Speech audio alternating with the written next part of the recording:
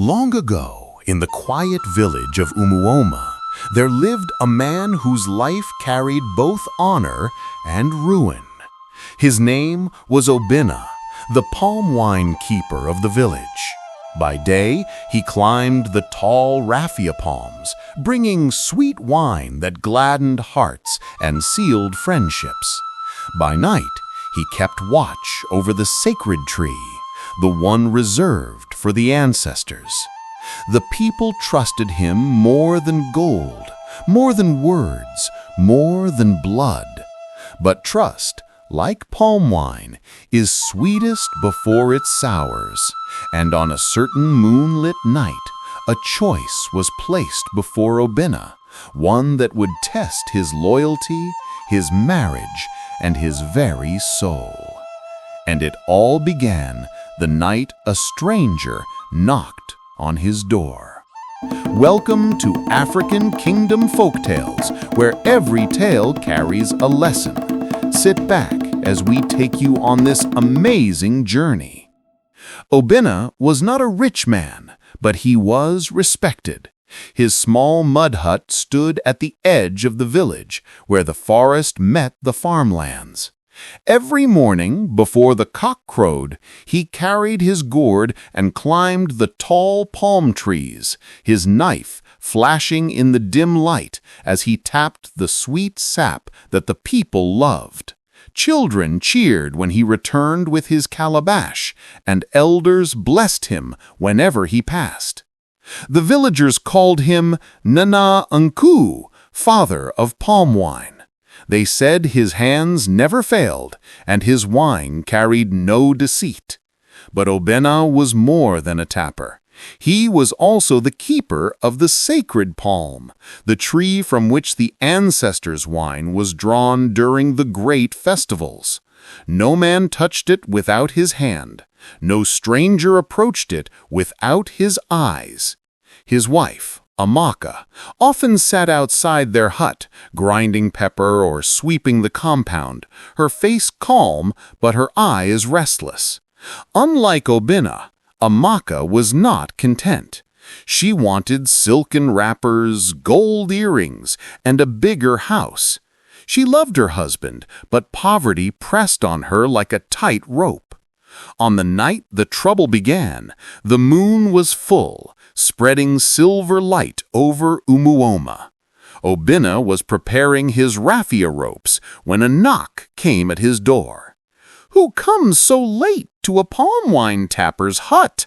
Obina wondered. He opened the door, and there stood a stranger with a bag of cowries heavy enough to tempt even the gods. The man at the door was tall, his wrapper richly tied, his eyes sharp as a hawk's. He introduced himself as Okeke, a trader from a faraway land. With a deep bow, he poured out his words like honey. "Obina, father of palm wine, I have heard of your sacred tree. The wine that flows from it is said to be sweeter than any other, blessed by the ancestors themselves. I have come to buy it from you. Name your price." Obina's eyes widened. Buy the sacred tree? That was madness. He shook his head firmly. "Stranger, the sacred palm is not for sale. It belongs to the gods, not to Obina. If I sell it, the earth will rise against me."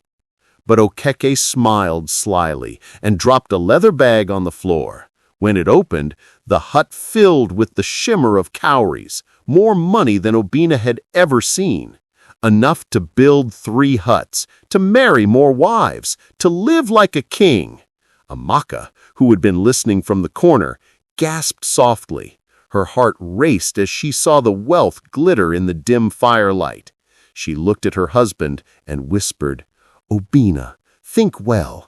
Are we to die poor when fortune has come to our door?" Obina's chest tightened. He turned away, refusing to look at the cowries. "No," he said, his voice hard. "The sacred tree cannot be sold. Take your wealth and leave before you bring curses upon me." Okeke's smile never faded. He gathered his bag and nodded slowly. "Very well, Obina. But remember, not every man refuses fortune. Some doors stay closed in the night, but open at dawn." With that, he left, disappearing into the shadows. That night, Obina tossed and turned, while Amaka lay awake beside him, her eyes glowing with hunger, not for food, but for the life she had just seen slipping away. Not every betrayal begins with a stranger. Sometimes it begins in your own bed. And before the week was over, Amaka's whisper in the moonlight would change the village forever. The days passed, but Amaka could not forget the glint of cowries that Okeke had poured out in their hut.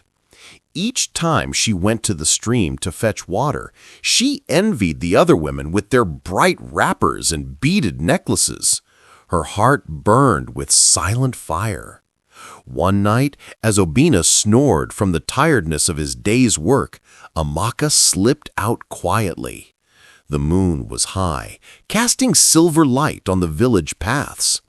She walked to the edge of the forest where Okeke had said he would be waiting.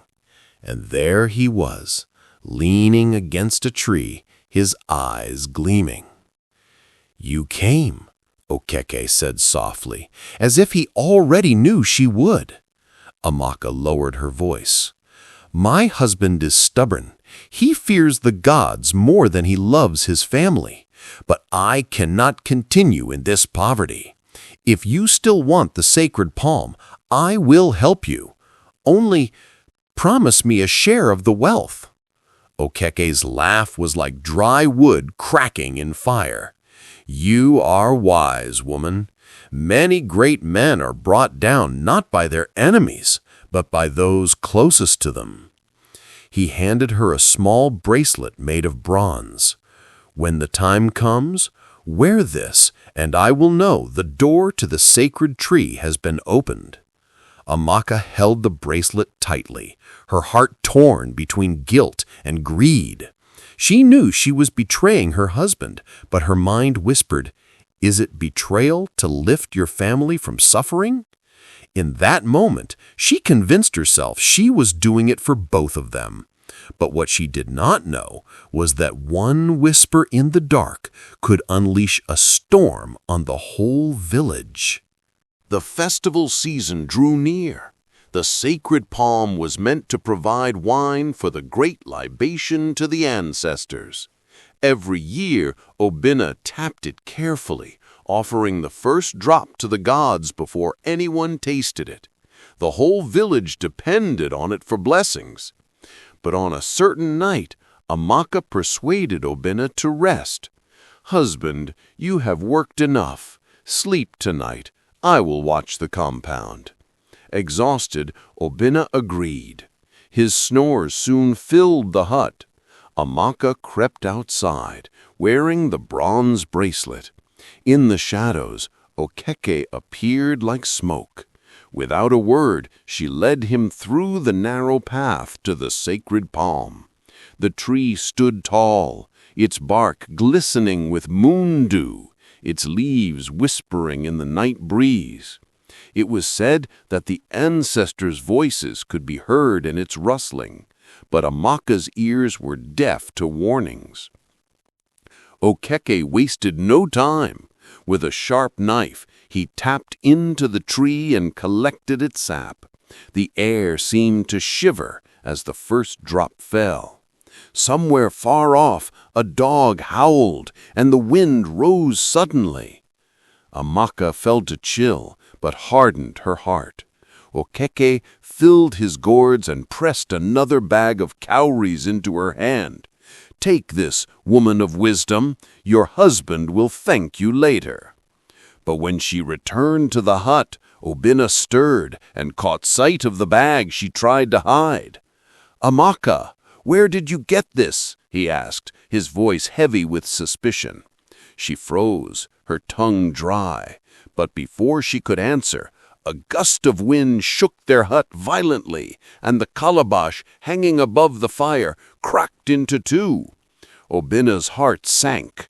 He knew at once that something terrible had been done. And that single night of weakness unleashed a curse no one in Umuoma could stop.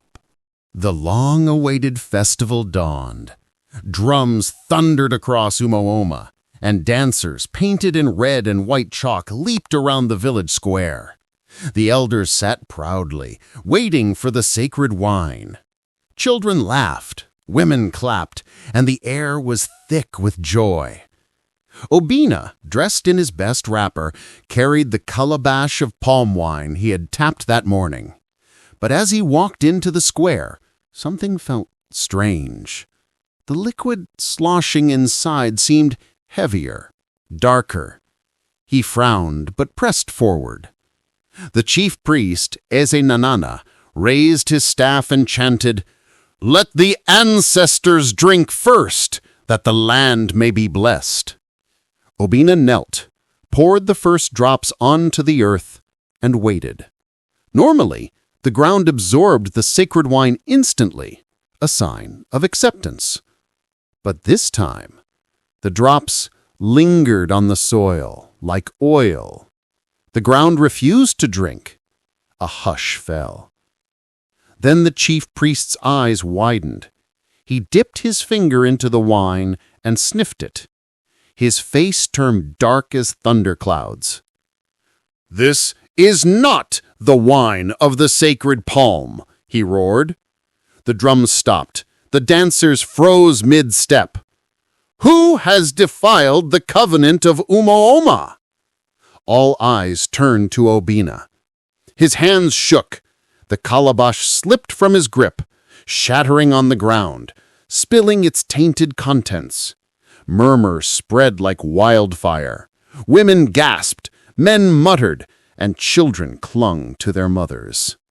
At that moment, Obina's honor, his family, and his very life hung on the edge of shame.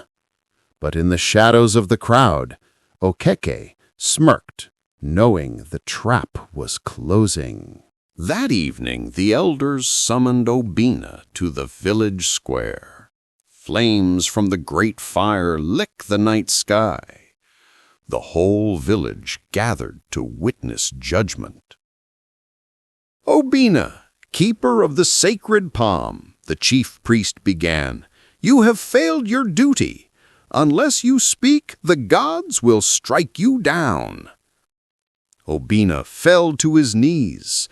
"I swear on the graves of my fathers, I tapped the sacred palm as always. I poured the first drop to the gods. I do not know how the wine was changed."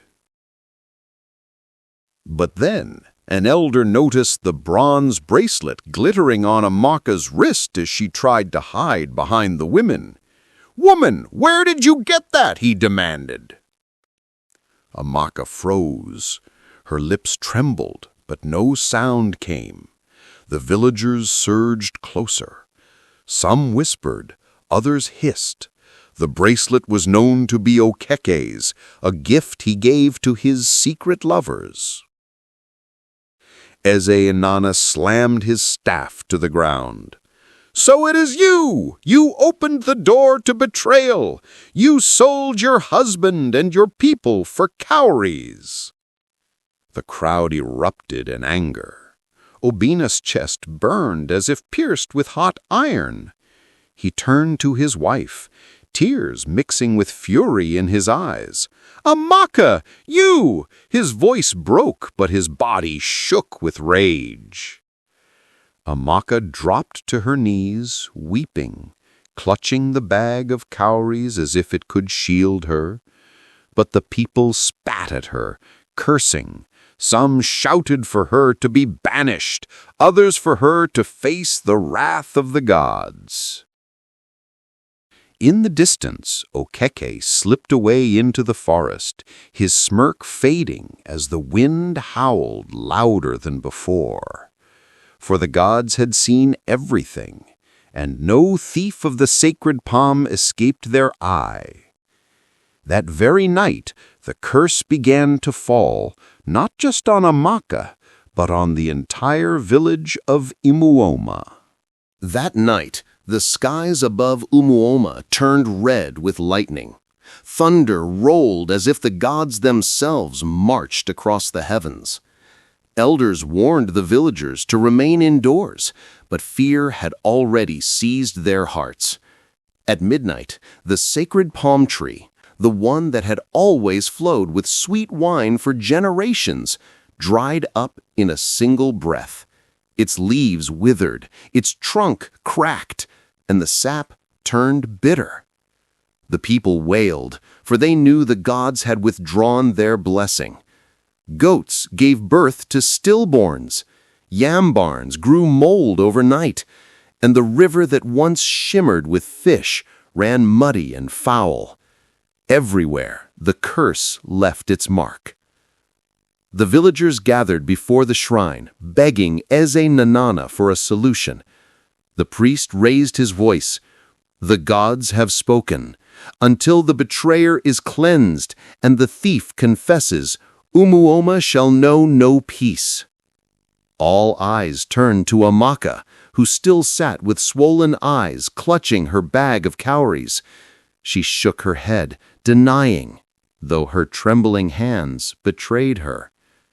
But what the villagers did not yet know was that Okeke, the true hand behind the evil, was already running into the forest, thinking he had escaped. Yet every tree seemed to whisper his name. Every shadow stretched to point at him. For the curse of the sacred palm does not end with the betrayer. It hunts the instigator as well. Okeke would soon learn that no man can outwit the gods. Days turned into weeks, and while the village starved, Okeke grew restless in his compound. His stolen cowries brought him no joy. His wives whispered at night, saying they heard strange footsteps circling the house. One morning, when he rose to drink palm wine, he found the calabash filled not with wine but with blood.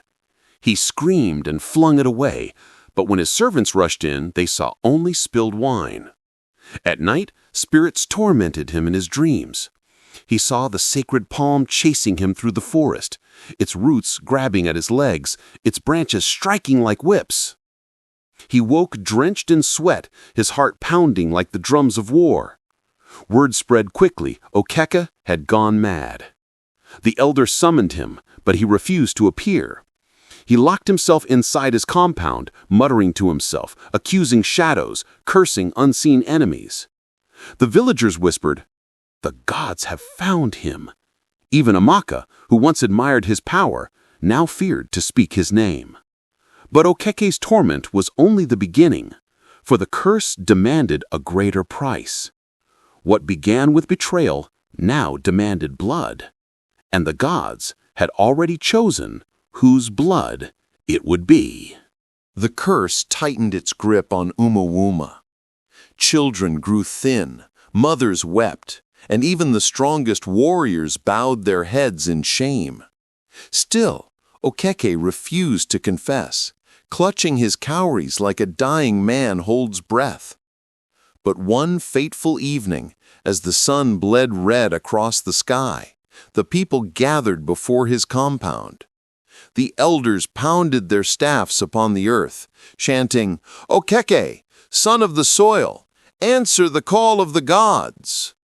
Reluctantly, he staggered out, his once proud frame reduced to a trembling shadow. His eyes were wild, his voice broken.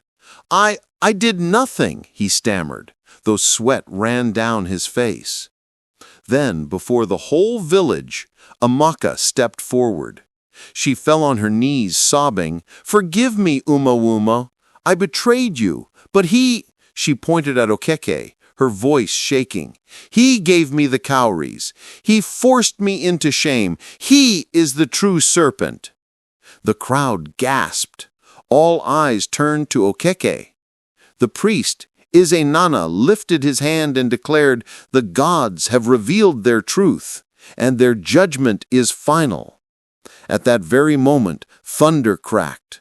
A bolt of lightning struck the sacred palm tree, and from its trunk poured not blood, but fire. The flames roared like a beast, and Okeke screamed, covering his ears as if the god's voice was too loud for him to bear. The gods had come to claim their price, and Umawuma would witness justice like never before. Okeke tried to flee, but the earth itself betrayed him. His feet sank into the ground as though the soil wanted him buried alive. The villagers watched in terror and awe as roots burst from the earth, wrapping around his legs. He cried out, but the more he struggled, the deeper he sank. Amaka wailed and threw herself before the shrine, begging for mercy. "Spare us! Spare the village! Spare me, for I was weak!" The priest raised his staff high. "The gods punish greed, betrayal, and falsehood, but they restore the humble and the truthful." As Okeke vanished into the earth, swallowed by the very land he betrayed, the curse lifted. The skies cleared, the river brightened, and the sacred palm blossomed once more, dripping with sweet wine. Children laughed again, goats bleated in joy, and Umawoma breathed as though life had returned. Amaka, forgiven but marked, was banished to live on the edge of the village, a warning to all who would choose silver over truth. The elders poured libation, declaring, "So long as the sun rises, let Umawoma never forget. The gods watch and the gods judge." And so the story spread across villages far and wide, the betrayal of the palm wine keeper. For in Africa, betrayal never hides forever. The earth itself will rise to reveal it. Every tale carries a lesson. Don't forget to subscribe for more African Kingdom Folktales.